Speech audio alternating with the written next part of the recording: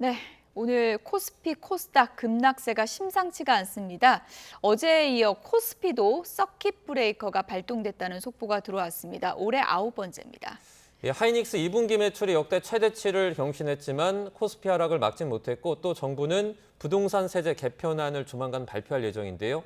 증시와 부동산까지 권혁중 경제평론가와 자세하게 짚어보겠습니다. 어서 오세요. 어서 오세요. 네, 안녕하십니까. 네, 어제와 오늘의 폭락세를 어떻게 봐야 될까요?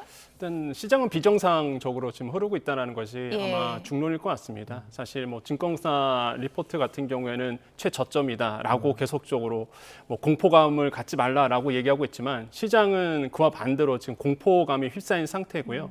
양일 서킷까지 걸린 적은 사실 굉장히 드물거든요. 그러다 보니까 시장의 패닉셀이 계속적으로 좀 나와주고 있습니다.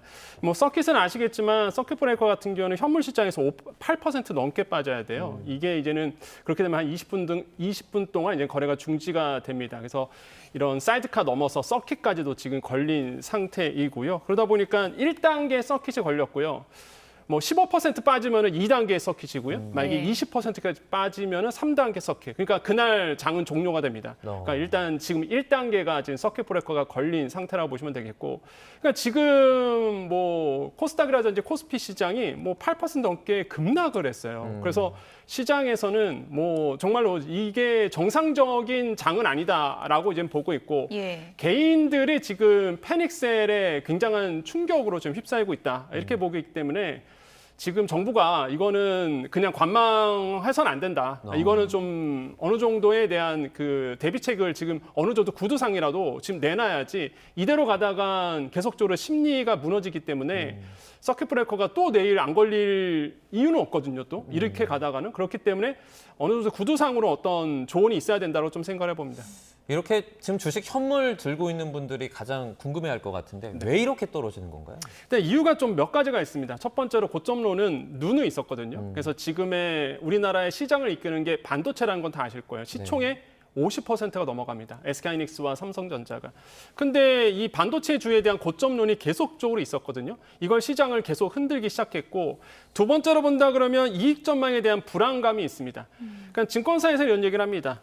저점이다. 저평가받고 있다. 그래서 지금 삼성전자나 SK하이닉스의 선행 PER이 지금 너무 많이 떨어져서 4배 이하예요. 그러니까 이게 역대 최저가 맞긴 맞습니다. 그러다 보니까 저점이다라고 얘기하고 있지만 투자자들, 개인들이 봤을 때는 이게 불안감이 있는 겁니다. 왜 그러냐면 우리가 보통 밸류 트램이라고 보통 얘기하는데 이게 함정에 빠질 수가 있다라는 얘기를 해요. 왜냐하면 아시겠지만 PER, 선행 PER은 12개월 선행하거든요. 그러니까 미래에 있을 이익을 계산을 해서 PER, 주가 수익 비율을 계산을 합니다. 예. 그런데 지금 미래에 대한 이익에 대해서는 굉장히 잘 나올 거라 보니까 PER이 낮아지는 거잖아요. 근데 문제가 주가는 일단 선반영된다라는 거죠. 한마디로 지금의 낮은 PER이 오히려 이제 고점이라는 신호로 해석이 될 수 있는 부분입니다. 이게 함정이 빠지는 거거든요. 그러다 보니까 시장에서는 이게 더 불안하게 이제 느껴지는 거고 그래서 지금 일각에서는 저평가받고 있다와 아니다. 이거는 밸류에 대한 함정. 이게 지금 팽팽하게 맞서고 있는 거고 시장에서는 지금 이 공포감에 계속적으로 불안감을 표현하고 있다고 보시면 되겠고 마지막으로 이제 중국입니다. 이게 또 큰 타격을 줬는데 창신 메모리가 상장을 했는데요. 예. 너무 성공했고요. 그러면 그 막대한 자본을 가지고 본인들이 잘하는 일, 바로 이제 디램에 대한 투자를 계속적으로 이어갈 거예요. 그러면 기술력이 있어요. 우리나라가. 그래서 이제는 뭐 한간에서는 이 기술력 격차가 있기 때문에 큰 타격이 없을 거다라고 보고 있습니다. 물론 뭐 틀린 말은 아니죠. 근데 예. 문제는 중국이 손 대는 것마다 가격은 폭락합니다. 그럼 계속적으로 디램에 대한 투자를 늘려간다 그러면 언젠가는 이 디램 가격에 대한 공급 폭탄이 나오면서 가격은 하락할 것이다. 근데 이게 너무 빨리 선행되는 거 아니냐? 주식은 말씀드렸잖아요. 반도체 같은 경우, 이 사이클 산업 같은 경우는 한 6개월에서 12개월 사이로 선 반영하거든요. 그러니까 이게 불안한 거죠, 또 투자자 봤을 때. 그래서 창신 메모리에 대한 반도체 굵기 부분도 있고 노광 광비에 대한 뭐 국내적으로 기술을 개발했다는 소식이 전해지면서 이거에 대한 불안감이 지금 시장의 공포감으로 작용하고 있어요. 예. 그래서 이게 하나의 이유라기보다는 여러 복합적으로 지금 어제와 오늘 장에서 영향을 미치고 있고 그렇기 때문에 지금 뭐 공포감, 패닉셀 이런 네. 것들이 지금 시장을 지배하고 있다라고 생각해 봅니다. 지금 SK 하이닉스 찾아보니까 140만 원대 무너졌습니다. 네.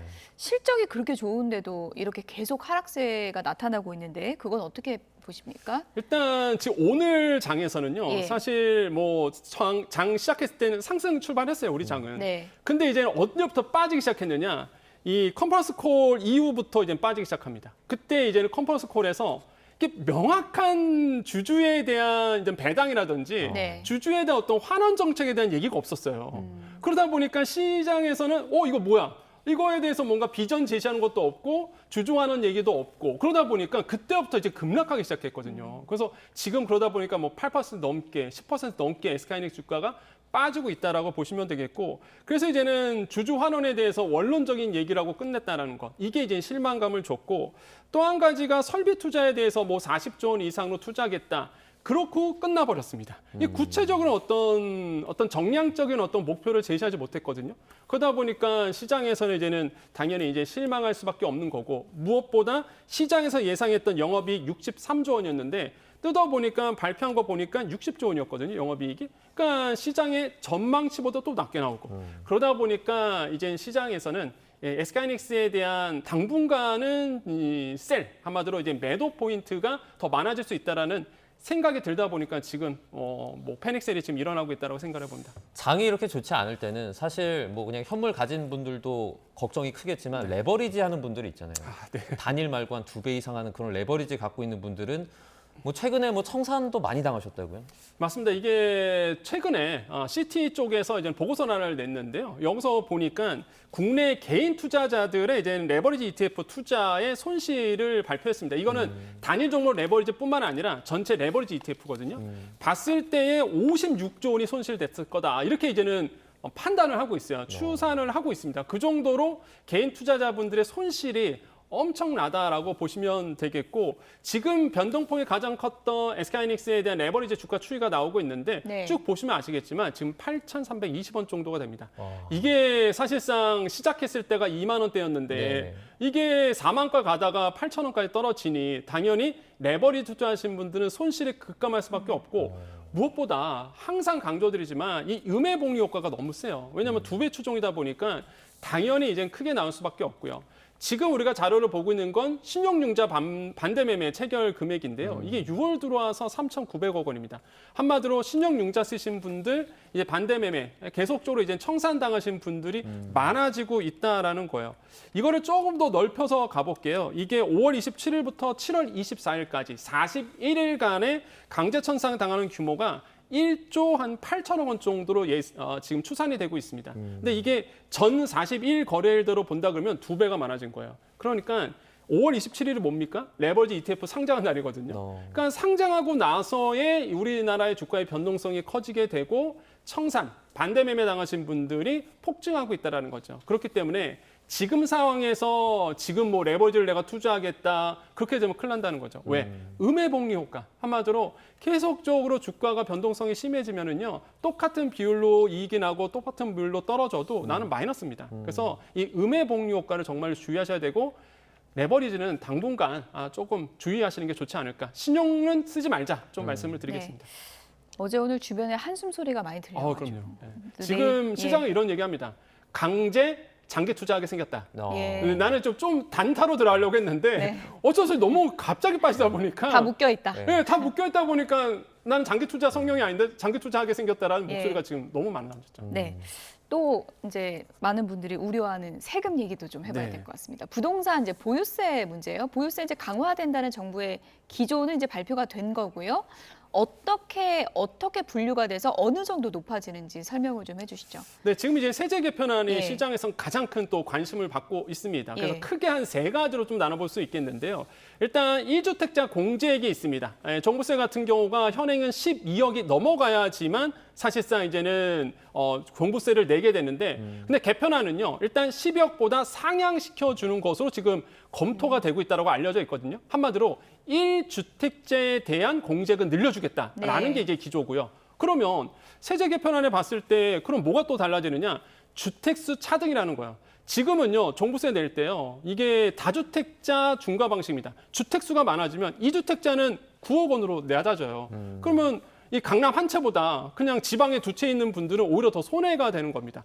그래서 이번에 나오는 게 야, 이거 주택 수가 아니라 주택가의 합산으로 가자라고 얘기가 지금 나오고 있는 거고 공정시장 가액 비율이 있습니다. 과표를 내기 위해서 이 공정시장 가액 비율을 곱하게 되는데 이거에 대해서 지금 현행은 60%입니다. 그런데 이거를 이제 주택 가격에 비례해서 비율을 좀 나눠놓자라는 얘기가 나오기 시작했거든요. 이것도 좀 합리적이다라고 생각을 해봅니다.